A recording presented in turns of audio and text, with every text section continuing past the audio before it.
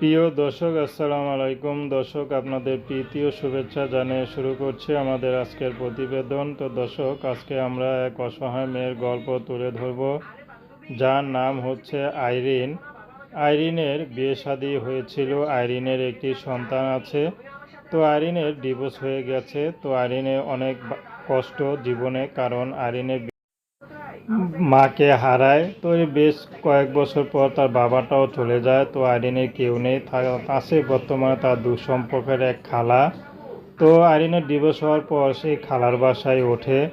তো খালা তো আর সারা জীবন বসিয়ে বসিয়ে খাওয়াবে না। তো আইরিন এই জন্য ইউটিউবে এসেছেন, যদি তার এই দুঃখের মাঝে কোনো মানুষ থাকে, সে মানুষটি যেমনই হোক হোক বিবাহিত, বয়স, তাতে কোনো সমস্যা নেই। আইরিন বিয়ে শাদী করতে রাজি আসে, শুধু তার কোলের বাচ্চাটা যদি দায়িত্ব নেয়, আইরিন তাকে বিয়ে শাদী করবে। তো আইরিন অনেক শখ করে তার বাবা মা তাকে বিয়ে দিয়েছিল। আইরিনের একমাত্রই মেয়ে, তার বাবা মার এছাড়া তার কোনো ভাই বোন নেই।